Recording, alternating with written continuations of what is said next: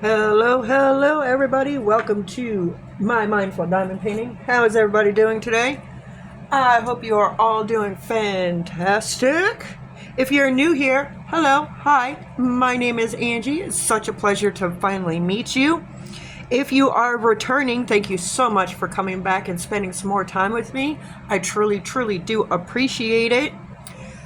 Today we are doing a whip and chat. Yes, we are in the middle of hashtag DP for Native Heritage. We are all having a blast with this. I know I am having a blast with it.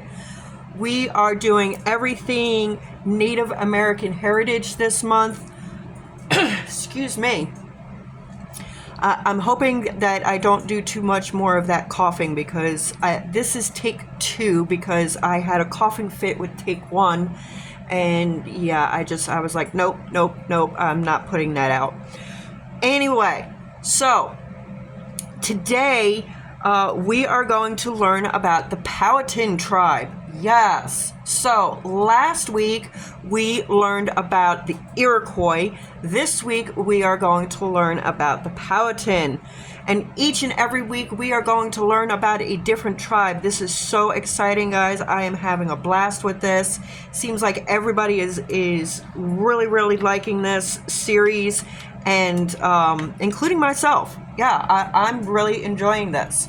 Before we get into the whip and chat, a couple of things. First off, let me show you, we are working on the Howling Wolf with Owl. This is stunning. This is amazing. I am absolutely loving this. I just noticed now, as I turned on the camera, I missed some ones up here. So I'm currently on number 2.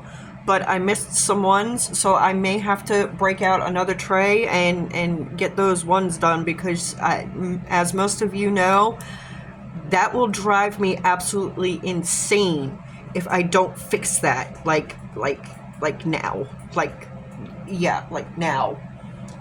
So let me grab another tray, because that's going to like really drive me nuts. So I always have a second tray. I'm going to cover up the blues, the number 2. I do know that number 1 is clear, so I'm going to grab my clears. I keep all of my extra clears in a separate bottle, because clears are like 310s in crystals.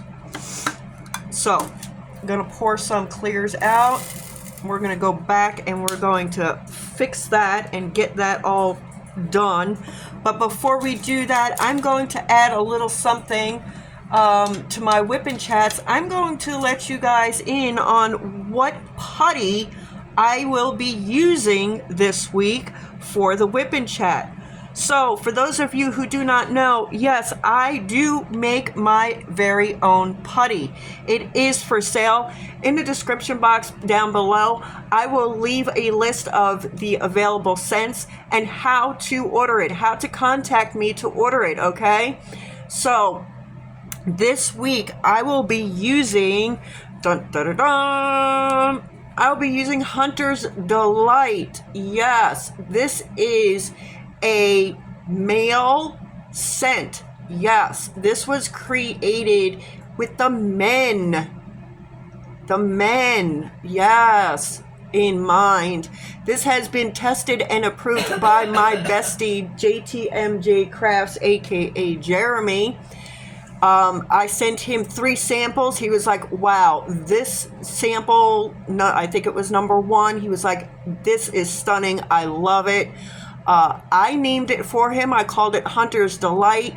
He created the label for you guys, and here we have it. So Hunter's Delight is what I will be using this week. Here is the putty itself right there, okay? This is how you will receive it, guys. So this will be inside this. And yes, it will have a label on it, so that when you take it out of here, if you don't want to put it back in this bag, that's okay. You'll still know exactly what putty you are using. All right. So that is what we will be using. I am all set and ready to go. It is in my pen, and we are ready to get started. So let me go ahead and flip my painting around so that I can get these drills on here before it drives me crazy that I have not put them on there. I don't know how I missed, guys, I missed this entire section here. I don't know how I did it. I have no clue. Anyway, let's get into the Powhatan tribe. We're going to do an overture of Powhatan, then we're going to do the naming and terminology for Powhatan, and then we're going to do the culture and lifeways of the Powhatan. Are you guys ready? Are you guys ready? Are you ready? I am so excited. For those of you who do not know, the Powhatan tribe is my ancestry. Yes, yes. So get these few drills on here and then we're going to get started. I hope you guys are all having an amazing week. I am recording this on Sunday, but you guys will be listening to this on Wednesday. So I hope you are all having an amazing week so far. Don't forget to take some notes, guys, because I do come back on Saturdays at 2 p.m. Eastern Standard Time, and I do a little quiz. Yeah, so you might want to take some notes. You might. You don't have to, but you might. All right, so let's get started with the overture. The Powhatan people are indigenous peoples of the northeastern woodlands who belong to member tribes of the Powhatan Confederacy or the Seneca. They are Algonquin peoples whose historic territories were in eastern Virginia. Their Powhatan language is an Eastern Algonquin language, also known as Virginia Algonquin. In 1607, an estimated 14,000 to 21,000 Powhatan people lived in eastern Virginia when English colonists established Jamestown. In the late 16th and early 17th centuries, a Mamatowick or paramount chief named Wahoo-Seneca forged a paramount chiefdom consisting of 30 tributary tribes through inheritance, marriage, and war, whose territory included much of eastern Virginia. Their territory was called Seneca, otherwise known as densely inhabited land. English colonists called Wahoo-Seneca the Powhatan. Each of the tribes within the Confederacy was led by a Warrowance, leader or commander, all of whom paid tribute to the Powhatan. After Wahoo-Seneca died in 1618, hostilities with colonists escalated under the chiefdom of his brother. Now, this one is a hard one to say, so bear with me. Upkanakana. So Upkanakana, who unsuccessfully tried to repel encroaching English colonists. His 1622 and 1644 attacks against the invaders failed, and the English almost eliminated the Confederacy. By 1646, the Powhatan paramount chiefdom had been decimated, not just by warfare, but from the infectious diseases such as measles and smallpox, newly introduced to North America by Europeans. The Native Americans did not have any immunity to these, which had been endemic to Europe and Asia for centuries. At least 75% of the Powhatan people died from these diseases in the 17th century alone.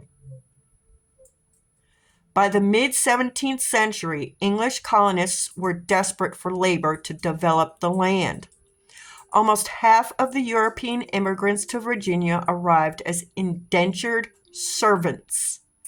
As settlement continued, the colonists imported growing numbers of enslaved Africans for labor. By 1700, the colonies had about 6,000 enslaved Africans, 1/12 of the population. Enslaved people would at times escape and join the surrounding Powhatan. Some white indentured servants were also known to have fled and joined the indigenous peoples. African slaves and indentured European servants often worked and lived together, and while marriage was not always legal, some native people lived, worked, and had children with them.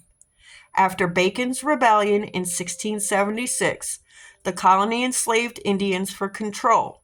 In 1691, the House of Burgesses abolished the enslavement of native peoples. However, many Powhatans were held in servitude well into the 18th century. English and Powhatan people often married, with the best known being Pocahontas and John Rolfe. Their son was Thomas Rolfe, who has more than an estimated 100,000 descendants today. Many of the first families of Virginia have both English and Virginia Algonquin ancestry. Virginia state recognized 8 native tribes with ancestral ties to the Powhatan Confederation. The Pamunkey and Mattapony are the only 2 peoples who have retained reservation lands from the 17th century. Today, many descendants of the Powhatan Confederacy are enrolled in 6 federally recognized tribes in Virginia. They are Chickahominy Indian Tribe, the Eastern Division Chickahominy Indian Tribe, Nessemond Indian Nation, Pamunkey Indian Tribe, Rappahannock Tribe Incorporated, and Upper Mattapony Tribe.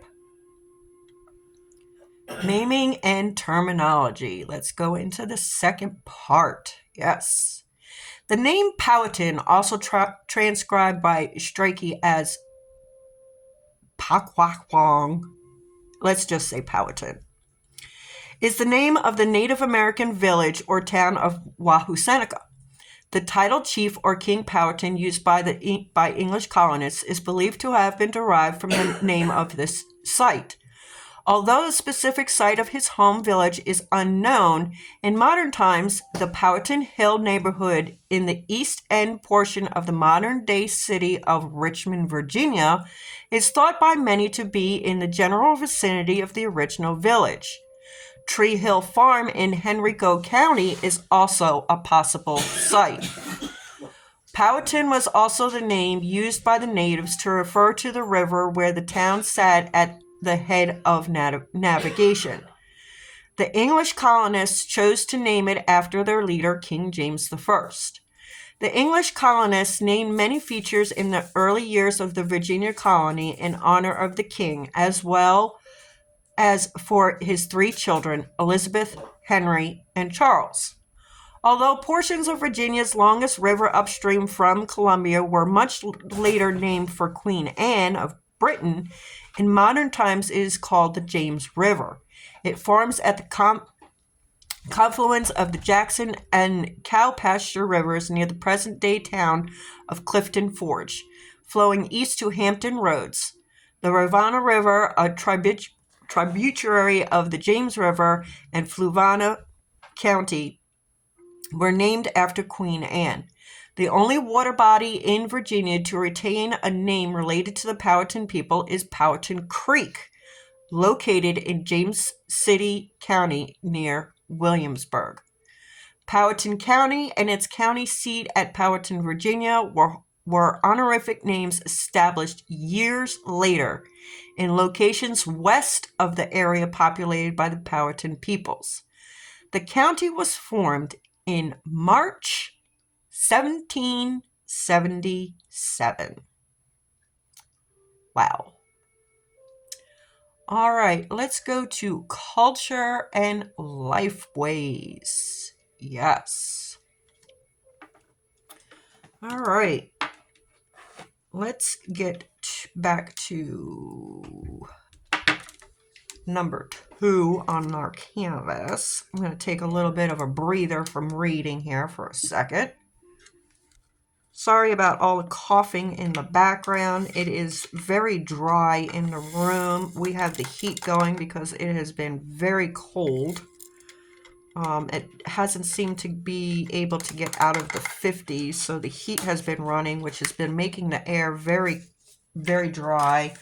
I do have some water sitting out to help try and put some moisture back in the air, but we still seem to, every once in a while, get a coughing fit here and there. So I do apologize for the coughing in the background, but not really a whole bunch we can do about it. So I appreciate your patience. This is the second time I'm recording this, guys. I don't think I really want to go ahead and record it a third time, so it is going to be what it is going to be this time. So like I said, I apologize for all the coughing. It's just because the heat has been running, because it's been rather cold lately. It's been rather cold. So, all right. Let me go ahead and turn this around because I've got some more 2s on the bottom here that I missed. And then we're going to get into the culture and life ways of the Powhatan. And then I'm going to bid you guys all adieu. All right? But we still got some time. We still got some time together. Here we go. The Powhatan lived east of the fall line in Tidewater, Virginia. They built their houses called yahikins by bending saplings and placing woven mats or bark over top of the saplings. They supported themselves primarily by growing crops, especially maize, otherwise known as corn, but they also fished and hunted in the great forests in their area. Villages consisted of many related families organized in tribes led by a chief, or warrants, or once warransqua, if female. So a warrants was male, a warransqua was female. They paid tribute to the paramount chief, Mamatoek, or Powhatan. Or the paramount chief Powhatan, excuse me. The region occupied by the Powhatan was bounded approximately by the Potomac River to the north, the Fall Line to the west, the Virginia-North Carolina border to the south, and the Atlantic Ocean to the east. Generally, peaceful interactions with the Pamlicos and Chowanoks occurred along the southern boundary, while the western and northern boundaries were more contested. Conflicts occurred with the Monacans and Manahawks along the western boundary and Massawomacs along the northern boundary. The Powhatans primarily used fires to heat their sleeping rooms. As a result, less bedding was needed, and bedding materials could be easily stored during daytime hours. Couples typically slept head to foot. According to research by the National Park Service, Powhatan men were warriors and hunters, while women were gardeners and gatherers. English colonial accounts describe the men who ran and walked extensively through the woods in pursuit of enemies or game as tall and lean and possessed of handsome physiques. The women were shorter and strong because of the hours they spent tending crops, pounding corn into meals, gathering nuts, and performing other domestic chores. When the men undertook extended hunts, the women went ahead of them to construct hunting camps. The Powhatan domestic economy depended on the labor of both sexes. Powhatan women would form work parties to accomplish tasks more efficiently. Women were also believed to serve as barbers, decorate homes, and produce decorative clothing. Overall, Powhatan women maintained a significant measure of autonomy in both their work lives and sexual lives.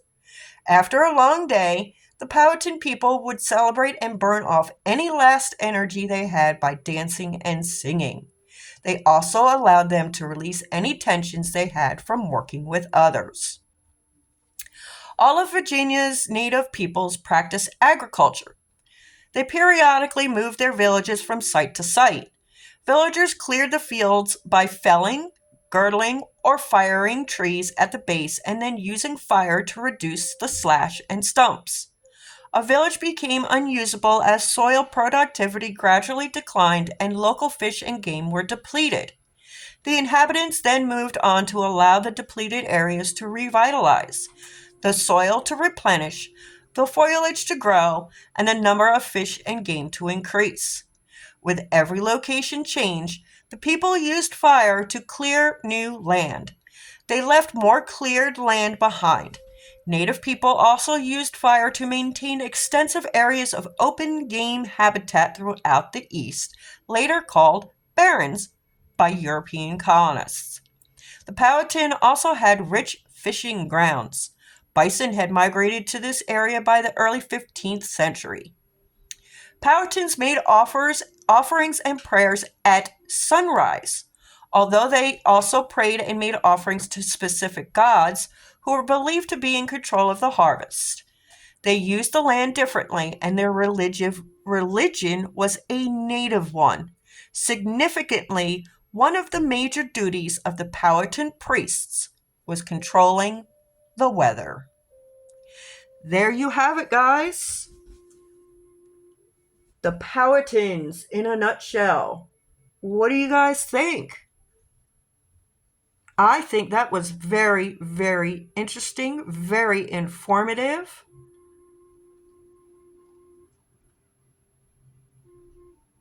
Yeah.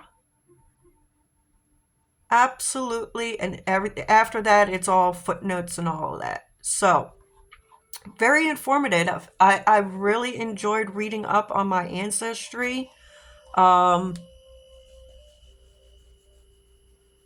What was the most interesting thing that you learned today? Leave it in the comments section down below. Let's have a little chat about this. Also, don't forget, we'll do a little truth or dare trivia on Saturday at 2 p.m. Eastern Standard Time. Very, very interesting. I am loving this series, guys. Let me know what you guys are thinking about the series. I mean, most of my subscribers are really, really enjoying it. I am enjoying producing them, or not producing them, but yeah, I guess producing them. I am enjoying making them, creating them, producing them for you guys. But of course, as usual, I do not want to create content that you guys don't want to see. So let me know in the comments if this is something that you are enjoying. If you do like the content, please don't forget to hit that thumbs up button for me. I would truly, truly appreciate it. Also, don't forget to leave me a comment. Share it if you deem this to be shareable. Yes, I would love to see that my content is being shared amongst you guys. That really does help my channel grow, believe it or not, just by hitting that share button. It really helps my channel grow out, and it doesn't cost anything. No, it doesn't. Also, don't forget to check out all of my discount codes and all of the goodies in my description box down below. My Facebook groups that I do share with a couple of my besties in the community. I have one with Christopher Colassa. I have two with JTMJ Crafts. They are listed in the description box, as I stated. Come check them out. Join them. We would love to have you guys in all three. we have a blast in all of our Facebook group, guys. Yeah, so come join us, have some fun. We like sharing projects and notes, and yeah, I just love to have you over there. We would all love to have you over there. Come join in on the fun. Absolutely. Alrighty, guys, I'm going to toodles on out of here, but before I do that, I'm going to do what I always do, and that is to remind you to always, always do what you love what you do, and always try to stay mindful. I love you guys. I will see you all real soon. Bye-bye.